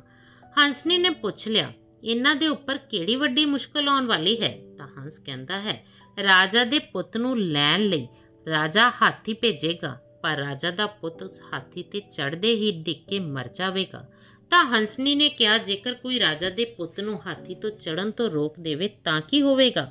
ਤਾਂ ਹੰਸ ਨੇ ਕਿਹਾ, ਫਿਰ ਤਾਂ ਉਹ ਬਚ ਜਾਵੇਗਾ ਤੇ ਅੱਗੇ ਜਦੋਂ ਉਹ ਰਾਜ ਮਹਿਲ ਦੇ ਦਰਵਾਜ਼ੇ 'ਚ ਪ੍ਰਵੇਸ਼ ਕਰਨ ਲੱਗੇਗਾ ਤਾਂ ਉਸ ਸਮੇਂ ਦਰਵਾਜ਼ੇ ਦੇ ਟੁੱਟਣ ਕਰਕੇ ਉਸ ਰਾਜਾ ਦੇ ਪੁੱਤ ਦੀ ਮੌਤ ਹੋ ਜਾਵੇਗੀ। ਤਾਂ ਹੰਸਣੀ ਪੁੱਛਣ ਲੱਗੀ, ਜੇਕਰ ਉਹ ਦਰਵਾਜ਼ਾ ਕੋਈ ਪਹਿਲਾਂ ਹੀ ਤੋੜ ਦੇਵੇ ਤਾਂ ਕੀ ਹੋਵੇਗਾ? ਤਾਂ ਹੰਸ ਕਹਿੰਦਾ ਹੈ ਕਿ ਫਿਰ ਤਾਂ ਉਹ ਬਚ ਜਾਵੇਗਾ। ਫਿਰ ਜਦੋਂ ਉਹ ਆਪਣੀ ਪਤਨੀ ਨੂੰ ਲੈ ਕੇ ਰਾਜਾ ਕੋਲ ਜਾਵੇਗਾ ਤਾਂ ਰਾਜਾ ਆਪਣੇ ਪੁੱਤ ਤੇ ਆਪਣੀ ਨੂੰਹ ਨੂੰ ਦੇਖ ਕੇ ਕਾਫੀ ਖੁਸ਼ ਹੋ ਜਾਵੇਗਾ ਤੇ ਇੱਕ ਦਾਵਤ ਰੱਖੇਗਾ ਤੇ ਰਾਜਾ ਦੇ ਪੁੱਤ ਦੀ ਥਾਲੀ 'ਚ ਮੱਛੀ ਪਰੋਸੀ ਜਾਵੇਗੀ, ਜਿਸ ਨੂੰ ਖਾਂਦੇ ਹੀ ਉਸਦੇ ਗਲੇ 'ਚ ਮੱਛੀ ਦਾ ਕੰਡਾ ਅੜਕ ਜਾਵੇਗਾ, ਜਿਸ ਨਾਲ ਰਾਜਾ ਦੇ ਬੇਟੇ ਦੀ ਮੌਤ ਹੋ ਜਾਵੇਗੀ। ਤਾਂ ਹੰਸਣੀ ਕਹਿਣ ਲੱਗੀ, ਜੇਕਰ ਕੋਈ ਉਸ ਮੱਛੀ ਨੂੰ ਰਾਜਕੁਮਾਰ ਦੀ ਥਾਲੀ ਤੋਂ ਹਟਾ ਦੇਵੇ ਤਾਂ ਕੀ ਹੋਵੇਗਾ? ਤਾਂ ਹੰਸ ਕਹਿਣ ਲੱਗਿਆ, ਫਿਰ ਤਾਂ ਰਾਜਾ ਦਾ ਪੁੱਤ ਬਚ ਜਾਵੇਗਾ। ਪਰ ਫਿਰ ਜਦੋਂ ਰਾਜਾ ਦਾ ਪੁੱਤ ਰਾਤ ਨੂੰ ਸੌਣ ਲਈ ਪਲੰਘ ਤੇ ਜਾਵੇਗਾ ਤਾਂ ਬਿਸਤਰ ਤੇ ਸੱਪ ਉਸ ਨੂੰ ਡੰਗ ਲਵੇਗਾ ਤੇ ਉਸ ਦੀ ਮੌਤ ਹੋ ਜਾਵੇਗੀ। ਫਿਰ ਹੰਸਣੀ ਕਹਿਣ ਲੱਗੀ, ਜੇਕਰ ਕੋਈ ਲੁੱਕੇ ਸੱਪ ਦੇ ਟੁਕੜੇ ਟੁਕੜੇ ਕਰ ਦੇਵੇ ਤਾਂ ਕੀ ਹੋਵੇਗਾ? ਤਾਂ ਹੰਸ ਕਹਿਣ ਲੱਗਿਆ, ਤਾਂ ਰਾਜਾ ਦਾ ਪੁੱਤ ਫਿਰ ਤੋਂ ਬਚ ਜਾਵੇਗਾ। ਪਰ ਜੋ ਮਨੁੱਖ ਸੱਪ ਨੂੰ ਮਾਰੇਗਾ, ਜੇਕਰ ਉਹ ਅੱਜ ਹੀ ਇਹ ਗੱਲਾਂ ਰਾਜਾ ਦੇ ਪੁੱਤ ਨੂੰ ਦੱਸ ਦਿੰਦਾ ਹੈ ਤਾਂ ਉਹ ਖੁਦ ਚਿੱਟੇ ਪੱਥਰ ਦੀ ਮੂਰਤੀ ਬਣ ਜਾਵੇਗਾ। ਫਿਰ ਹੰਸਣੀ ਕਹਿਣ ਲੱਗੀ, ਤਾਂ ਇਸ ਤੋਂ ਬਚਣ ਦਾ ਉਪਾਅ ਕੀ ਹੋਵੇਗਾ? ਤਾਂ ਹੰਸ ਕਹਿਣ ਲੱਗਿਆ, ਜੇਕਰ ਰਾਜਾ ਦਾ ਪੁੱਤ ਆਪਣੀ ਸੰਤਾਨ ਨੂੰ ਕੱਟ ਕੇ ਉਸਦੇ ਖੂਨ ਨੂੰ ਮੂਰਤੀ ਦੇ ਮੂੰਹ ਨਾਲ ਲਗਾ ਦੇਵੇਗਾ ਤਾਂ ਉਹ ਪੱਥਰ ਬਣਿਆ ਹੋਇਆ ਇਨਸਾਨ ਫਿਰ ਤੋਂ ਜਿੰਦਾ ਹੋ ਜਾਵੇਗਾ। ਦੋਸਤੋ, ਦਰਖਤ ਦੇ ਹੇਠਾਂ ਬੈਠਾ ਹੰਸ ਤੇ ਹੰਸਣੀ ਦੀਆਂ ਗੱਲਾਂ ਨੂੰ ਮੰਤਰੀ ਦਾ ਬੇਟਾ ਸੁਣ ਰਿਹਾ ਸੀ ਤੇ ਇਸ ਤਰ੍ਹਾਂ ਜਦੋਂ ਸਵੇਰ ਹੁੰਦੀ ਹੈ, ਸੂਰਜ ਅਸਮਾਨ ਵਿੱਚ ਚਮਕਣ ਲੱਗਦਾ ਹੈ ਤਾਂ ਉਹ ਉੱਠ ਕੇ ਅੱਗੇ ਵੱਲ ਚੱਲ ਪੈਂਦੇ ਹਨ। ਪਰ ਮੰਤਰੀ ਦੇ ਬੇਟੇ ਨੇ ਕੋਈ ਵੀ ਗੱਲ ਰਾਜਕੁਮਾਰ ਨੂੰ ਨਹੀਂ ਦੱਸੀ ਜੋ ਹੰਸ ਤੇ ਹੰਸਣੀ ਤੋਂ ਸੁਣੀ ਸੀ। ਉਹ ਤਿੰਨੇ ਗੱਲਾਂ ਬਾਤਾਂ ਕਰਦੇ ਹੋਏ ਅੱਗੇ ਵਧ ਰਹੇ ਸੀ। ਉੱਥੇ ਕੁਝ ਦੂਰ ਜਾਣ ਤੋਂ ਬਾਅਦ ਉਹਨਾਂ ਨੇ ਦੇਖਿਆ ਕਿ ਰਾਜਾ ਨੇ ਉਹਨਾਂ ਲਈ ਹਾਥੀ, ਘੋੜੇ ਤੇ ਪਾਲਕੀ ਭੇਜੀ ਹੈ। ਰਾਜਾ ਦਾ ਬੇਟਾ ਹਾਥੀ ਤੇ ਬੈਠਣ ਹੀ ਵਾਲਾ ਸੀ ਕਿ ਉਸ ਸਮੇਂ ਮੰਤਰੀ ਦੇ ਬੇਟੇ ਨੇ ਰਾਜਾ ਦੇ ਪੁੱਤ ਨੂੰ ਰੋਕਦੇ ਹੋਏ ਕਿਹਾ, ਦੋਸਤ, ਹਾਥੀ ਤੇ ਬੈਠ ਕੇ ਮੈਂ ਜਾਵਾਂਗਾ, ਤੂੰ ਹਾਥੀ ਤੇ ਨਾ ਬੈਠ, ਸਗੋਂ ਘੋੜੇ ਤੇ ਚੜ ਕੇ ਚਲਾ ਜਾ। ਇਹ ਦੇਖ ਕੇ ਰਾਜਕੁਮਾਰ ਨੂੰ ਥੋੜਾ ਬੁਰਾ ਜਿਹਾ ਲੱਗਦਾ ਹੈ ਕਿ ਮੇਰੀ ਪਤਨੀ ਦੇ ਸਾਹਮਣੇ ਮੇਰੇ ਦੋਸਤ ਨੇ ਮੇਰੀ ਬੇਇੱਜ਼ਤੀ ਕਰ ਦਿੱਤੀ, ਪਰ ਉਹ ਆਪਣੇ ਗੁੱਸੇ ਨੂੰ ਦਬਾ ਲੈਂਦਾ ਹੈ ਕਿਉਂਕਿ ਉਸਨੇ ਸੋਚਿਆ ਕਿ ਮੰਤਰੀ ਦੇ ਬੇਟੇ ਕਾਰਨ ਹੀ ਮੈਂ ਆਪਣੀ ਪਤਨੀ ਨਾਲ ਵਾਪਸ ਘਰ ਆਇਆ ਹਾਂ। ਜੇਕਰ ਇਹ ਨਾ ਹੁੰਦਾ ਤਾਂ ਪਤਾ ਨਹੀਂ ਮੇਰਾ ਕੀ ਹੁੰਦਾ। ਫਿਰ ਇਸ ਤਰ੍ਹਾਂ ਸੋਚ ਕੇ ਰਾਜਾ ਦੇ ਪੁੱਤ ਨੇ ਮੰਤਰੀ ਦੇ ਪੁੱਤ ਨੂੰ ਕੁਝ ਵੀ ਨਹੀਂ ਕਿਹਾ ਤੇ ਚੁੱਪ ਰਿਹਾ। ਤੇ ਜਦੋਂ ਨਗਰ ਵਿੱਚ ਪ੍ਰਵੇਸ਼ ਕਰਨ ਲੱਗਦੇ ਹਨ ਤਾਂ ਉਹਨਾਂ ਨੂੰ ਰਾਜ ਮਹਿਲ ਦਾ ਸਜਿਆ ਹੋਇਆ ਖੂਬਸੂਰਤ ਦਰਵਾਜ਼ਾ ਨਜ਼ਰ ਆਉਂਦਾ ਹੈ। ਪਰ ਮੰਤਰੀ ਦੇ ਪੁੱਤ ਨੇ ਰਾਜਕੁਮਾਰ ਦੇ ਆਉਣ ਤੋਂ ਪਹਿਲਾਂ ਹੀ ਉਸ ਦਰਵਾਜ਼ੇ ਨੂੰ ਤੋੜ ਦਿੱਤਾ। ਇਹ ਦੇਖ ਕੇ ਰਾਜਕੁਮਾਰ ਨੂੰ ਬੜਾ ਗੁੱਸਾ ਆਉਂਦਾ ਹੈ, ਪਰ ਫਿਰ ਵੀ ਆਪਣੇ ਗੁੱਸੇ ਤੇ ਕਾਬੂ ਪਾ ਲੈਂਦਾ ਹੈ। ਸੋਚਣ ਲੱਗਿਆ ਕਿ ਮੇਰੇ ਦੋਸਤ ਨੇ ਮੇਰੇ ਤੇ ਬਹੁਤ ਅਹਿਸਾਨ ਕੀਤਾ ਹੈ। ਉਸ ਤੋਂ ਬਾਅਦ ਜਦੋਂ ਭੋਜਨ ਦੀ ਵਾਰੀ ਆਉਂਦੀ ਹੈ ਤੇ ਜਦੋਂ ਭੋਜਨ ਪਰੋਸਿਆ ਜਾਂਦਾ ਹੈ ਤਾਂ ਰਾਜਕੁਮਾਰ ਦੀ ਥਾਲੀ 'ਚ ਮੱਛੀ ਪਰੋਸੀ ਜਾਂਦੀ ਹੈ। ਤਾਂ ਰਾਜਕੁਮਾਰ ਦੇ ਖਾਣ ਤੋਂ ਪਹਿਲਾਂ ਹੀ ਮੰਤਰੀ ਦੇ ਬੇਟੇ ਨੇ ਰਾਜਕੁਮਾਰ ਦੀ ਥਾਲੀ 'ਚੋਂ ਉਸ ਮੱਛੀ ਦੇ ਸਿਰ ਨੂੰ ਚੁੱਕ ਕੇ ਖਾ ਲਿਆ। ਮੰਤਰੀ ਦੇ ਬੇਟੇ ਦੇ ਵਿਵਹਾਰ ਨਾਲ ਰਾਜਕੁਮਾਰ ਨੂੰ ਬੜਾ ਗੁੱਸਾ ਆਉਂਦਾ ਹੈ, ਪਰ ਕਿਸੇ ਵੀ ਤਰ੍ਹਾਂ ਉਹ ਇਸ ਵਾਰ ਵੀ ਆਪਣੇ ਗੁੱਸੇ ਤੇ ਕਾਬੂ ਪਾ ਲੈਂਦਾ ਹੈ। ਮੰਤਰੀ ਦਾ ਬੇਟਾ ਬੋਲਿਆ, ਦੋਸਤ, ਹੁਣ ਮੈਂ ਆਪਣੇ ਘਰ ਜਾ ਰਿਹਾ ਹਾਂ, ਤੁਸੀਂ ਆਪਣੇ ਘਰ ਆ ਚੁੱਕੇ ਹੋ, ਹੁਣ ਮੈਨੂੰ ਵੀ ਜਾਣ ਦੀ ਆਗਿਆ ਦਿਓ। ਪਰ ਮੰਤਰੀ ਦੇ ਬੇਟੇ ਦੇ ਵਿਵਹਾਰ ਤੋਂ ਰਾਜਾ ਦਾ ਪੁੱਤ ਇੰਨਾ ਖਿੱਝ ਚੁੱਕਿਆ ਸੀ ਕਿ ਉਸਨੇ ਉਸਨੂੰ ਇਜਾਜ਼ਤ ਦੇਣ ਵਿੱਚ ਬਿਲਕੁਲ ਵੀ ਦੇਰੀ ਨਾ ਕੀਤੀ। ਪਰ ਮੰਤਰੀ ਦਾ ਪੁੱਤ ਘਰ ਨਹੀਂ ਗਿਆ, ਸਗੋਂ ਰਾਜਾ ਦੇ ਪੁੱਤ ਦੇ ਪਲੰਗ ਦੇ ਹੇਠਾਂ ਜਾ ਕੇ ਲੁਕ ਜਾਂਦਾ ਹੈ, ਕਿਉਂਕਿ ਉਹ ਜਾਣਦਾ ਸੀ ਕਿ ਅੱਜ ਸੱਪ ਆਵੇਗਾ ਤੇ ਉਸ ਨੂੰ ਡੰਗ ਜਾਵੇਗਾ। ਇਸ ਨਾਲ ਰਾਜਕੁਮਾਰ ਦੀ ਮੌਤ ਹੋ ਜਾਵੇਗੀ। ਉਹ ਰਾਜਕੁਮਾਰ ਨੂੰ ਕਿਸੇ ਵੀ ਤਰ੍ਹਾਂ ਬਚਾਉਣਾ ਚਾਹੁੰਦਾ ਸੀ। ਇਹ ਸੋਚ ਕੇ ਮੰਤਰੀ ਦਾ ਬੇਟਾ ਰਾਜਕੁਮਾਰ ਦੇ ਪਲੰਗ ਦੇ ਹੇਠਾਂ ਜਾ ਕੇ ਲੁਕ ਜਾਂਦਾ ਹੈ। ਇੱਧਰ ਰਾਜਕੁਮਾਰ ਆਪਣੀ ਪਤਨੀ ਨਾਲ ਜਦੋਂ ਪਲੰਗ ਤੇ ਸੋ ਜਾਂਦਾ ਹੈ ਤੇ ਅੱਧੀ ਰਾਤ ਨੂੰ ਉਸਨੇ ਦੇਖਿਆ ਕਿ ਇੱਕ ਨਾਗ ਫਨ ਉਠਾਈ ਉਸ ਰਾਜਕੁਮਾਰ ਦੇ ਕਮਰੇ 'ਚ ਆਉਂਦਾ ਹੈ ਤੇ ਸੱਪ ਜਿਵੇਂ ਹੀ ਰਾਜਾ ਦੇ ਪੁੱਤ ਨੂੰ ਡੰਗਣ ਲਈ ਤਿਆਰ ਹੋ ਜਾਂਦਾ ਹੈ ਤਾਂ ਮੰਤਰੀ ਦੇ ਪੁੱਤ ਨੇ ਤਲਵਾਰ ਨਾਲ ਉਸਦੇ ਟੁਕੜੇ ਟੁਕੜੇ ਕਰ ਦਿੱਤੇ। ਸੱਪ ਦੇ ਟੁਕੜੇ ਟੁਕੜੇ ਕਰਨ ਤੋਂ ਬਾਅਦ ਮੰਤਰੀ ਦਾ ਬੇਟਾ ਜਲ ਕੰਨਿਆ ਕੋਲ ਪਏ ਵੱਡੇ ਪਾਣੀ ਦੇ ਭਾਂਡੇ ਕੋਲ ਲੁਕਣ ਲੱਗਿਆ, ਪਰ ਉਹ ਪਾਣੀ ਦਾ ਬਰਤਨ ਡਿੱਗ ਜਾਂਦਾ ਹੈ ਤੇ ਉਸਦੀ ਆਵਾਜ਼ ਸੁਣ ਕੇ ਰਾਜਕਨਿਆ ਉੱਠ ਜਾਂਦੀ ਹੈ ਤੇ ਮੰਤਰੀ ਦੇ ਪੁੱਤ ਨੂੰ ਆਪਣੇ ਕਮਰੇ 'ਚ ਦੇਖ ਕੇ ਚੀਕਦੀ ਹੈ। ਰਾਜਾ ਦਾ ਪੁੱਤ ਵੀ ਜਾਗਿਆ ਤੇ ਪਲੰਗ ਦੇ ਕੋਲ ਰੱਖੀ ਹੋਈ ਤਲਵਾਰ ਨੂੰ ਚੁੱਕ ਕੇ ਜਿਵੇਂ ਹੀ ਮੰਤਰੀ ਦੇ ਪੁੱਤ ਨੂੰ ਮਾਰਨ ਲਈ ਤਿਆਰ ਹੋਇਆ ਤਾਂ ਮੰਤਰੀ ਦਾ ਬੇਟਾ ਕਹਿਣ ਲੱਗਿਆ, ਦੋਸਤ ਮੇਰਾ ਵਿਸ਼ਵਾਸ ਕਰ, ਮੈਂ ਤੁਹਾਡੀ ਜਾਨ ਬਚਾਉਣ ਲਈ ਆਇਆ ਹਾਂ, ਤੁਹਾਡੀ ਜਾਨ ਲੈਣ ਲਈ ਨਹੀਂ। ਇਸ ਲਈ ਮੈਂ ਇਹ ਸਭ ਕੀਤਾ ਹੈ। ਤਾਂ ਰਾਜਾ ਦਾ ਬੇਟਾ ਕਹਿਣ ਲੱਗਿਆ, ਤੂੰ ਦੋਸਤ ਨਹੀਂ, ਤੂੰ ਗੱਦਾਰ ਹੈ। ਜ਼ਰੂਰ ਤੇਰੀ ਨਜ਼ਰ ਮੇਰੀ ਪਤਨੀ ਤੇ ਹੈ। ਤੂੰ ਮੈਨੂੰ ਮਾਰਨਾ ਚਾਹੁੰਦਾ ਹੈ ਤੇ ਪਤਾਲ ਤੋਂ ਆਉਣ ਤੋਂ ਬਾਅਦ ਤੇਰੇ ਵਿਵਹਾਰ ਨੂੰ ਦੇਖ ਰਿਹਾ ਹਾਂ ਕਿ ਤੂੰ ਮੇਰੇ ਨਾਲ ਕਿਹੋ ਜਿਹਾ ਵਿਵਹਾਰ ਕਰ ਰਿਹਾ ਹੈ। ਤੂੰ ਮੈਨੂੰ ਮੇਰੀ ਪਤਨੀ ਦੇ ਸਾਹਮਣੇ ਕਈ ਵਾਰ ਬੇਇੱਜ਼ਤ ਕਰਨ ਦੀ ਕੋਸ਼ਿਸ਼ ਕੀਤੀ ਹੈ। ਰਾਜਾ ਦੇ ਬੇਟੇ ਨੇ ਇਹ ਸਭ ਗੱਲਾਂ ਗੁੱਸੇ 'ਚ ਕਹੀਆਂ ਸਨ। ਰਾਜਾ ਦੇ ਪੁੱਤ ਦਾ ਗੁੱਸਾ ਦੇਖ ਕੇ ਮੰਤਰੀ ਦਾ ਬੇਟਾ ਸ਼ਾਂਤ ਹੋ ਕੇ ਕਹਿੰਦਾ ਹੈ, ਦੋਸਤ ਤੈਨੂੰ ਬਚਾਉਣ ਲਈ ਮੈਂ ਇਹ ਸਭ ਕੀਤਾ ਹੈ। ਇਸ ਤੋਂ ਇਲਾਵਾ ਮੇਰੇ ਕੋਲ ਕੋਈ ਚਾਰਾ ਨਹੀਂ ਸੀ। ਰਾਜਾ ਦਾ ਪੁੱਤ ਕਹਿਣ ਲੱਗਿਆ, ਸੱਚੀ ਗੱਲ ਕਿਉਂ ਨਹੀਂ ਦੱਸਦਾ ਕਿ ਤੇਰੇ ਮਨ 'ਚ ਆਖਰ ਕੀ ਹੈ? ਤਾਂ ਮੰਤਰੀ ਦਾ ਪੁੱਤ ਕਹਿਣ ਲੱਗਿਆ, ਦੋਸਤ ਮੇਰੀ ਕਿਸਮਤ ਨੇ ਮੇਰਾ ਮੂੰਹ ਬੰਦ ਕਰ ਦਿੱਤਾ ਹੈ। ਜੇਕਰ ਮੈਂ ਸੱਚ ਦੱਸ ਦਿੱਤਾ ਤਾਂ ਮੈਂ ਪੱਥਰ ਦੀ ਮੂਰਤੀ ਬਣ ਜਾਵਾਂਗਾ।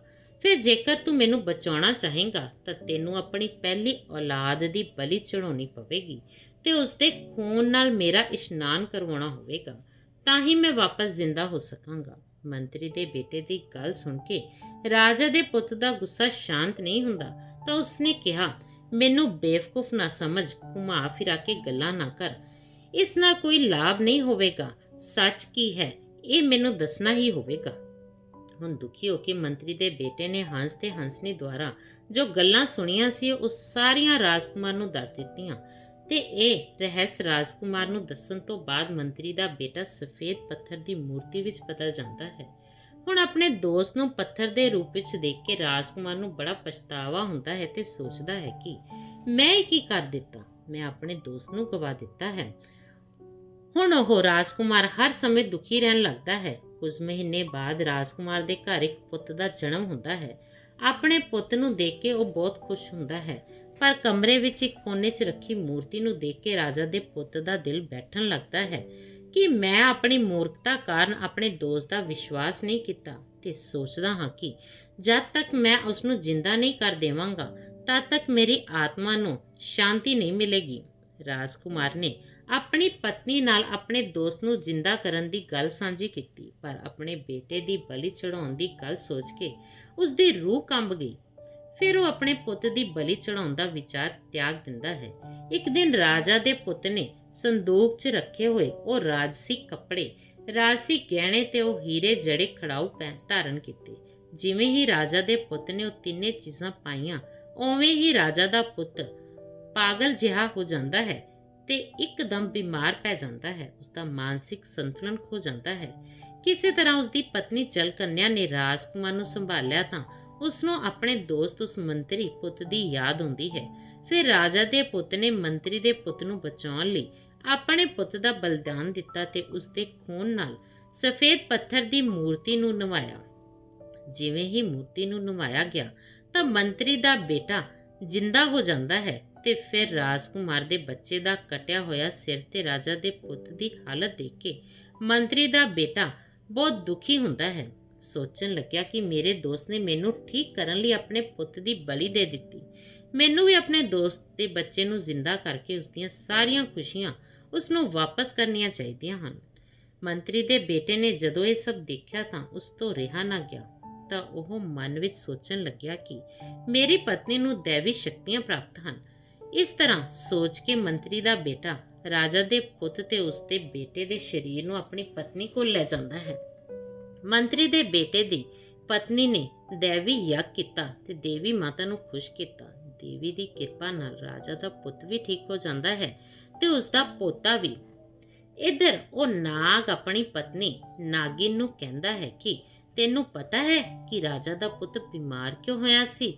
ਉਹ ਬਿਮਾਰ ਹੋਇਆ ਸੀ ਰਾਜਸੀ ਕੱਪੜੇ, ਰਾਜਸੀ ਗਹਿਣੇ ਤੇ ਹੀਰੇ ਜੜੂ ਖੜਾਊ ਪਹਿਨਣ ਕਰਕੇ, ਕਿਉਂਕਿ ਉਹ ਕੱਪੜੇ ਤੇ ਗਹਿਣੇ ਕਿਸੇ ਮਰੇ ਹੋਏ ਵਿਅਕਤੀ ਦੇ ਸੀ।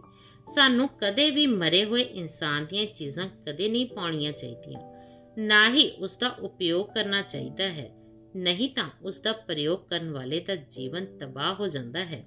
ਨੰਬਰ 1, ਮਰੇ ਹੋਏ ਵਿਅਕਤੀ ਦੇ ਕੱਪੜਿਆਂ ਨੂੰ ਨਹੀਂ ਪਾਉਣਾ ਚਾਹੀਦਾ।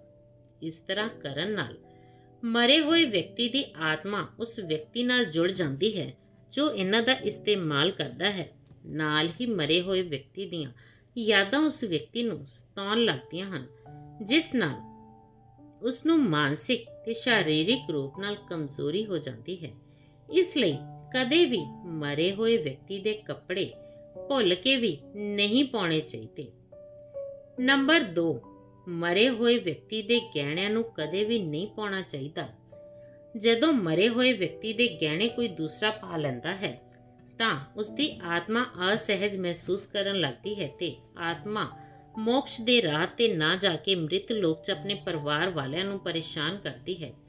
ਅਸੀਂ ਉਹਨਾਂ ਗਹਿਣਿਆਂ ਨੂੰ ਗਲਾ ਕੇ ਉਸਦੇ ਨਵੇਂ ਗਹਿਣੇ ਬਣਵਾ ਸਕਦੇ ਹਾਂ ਜਾਂ ਫਿਰ ਮੰਦਰ ਵਿੱਚ ਦਾਨ ਕਰ ਸਕਦੇ ਹਾਂ।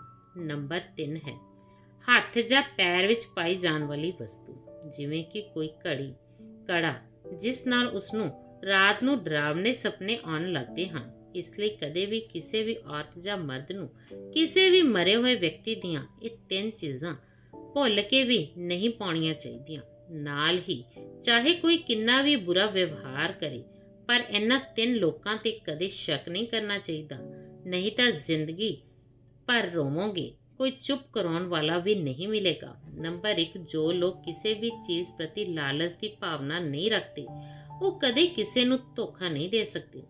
ਇਹੋ ਜਿਹੇ ਵਿਅਕਤੀ ਨਾਲ ਦੋਸਤੀ ਕੀਤੀ ਜਾ ਸਕਦੀ ਹੈ, ਕਿਉਂਕਿ ਇਹੋ ਜਿਹੇ ਲੋਕਾਂ ਕੋਲ ਧੋਖਾ ਦੇਣ ਦਾ ਮੂਲ ਕਾਰਨ ਲੋਭ ਨਹੀਂ ਹੁੰਦਾ।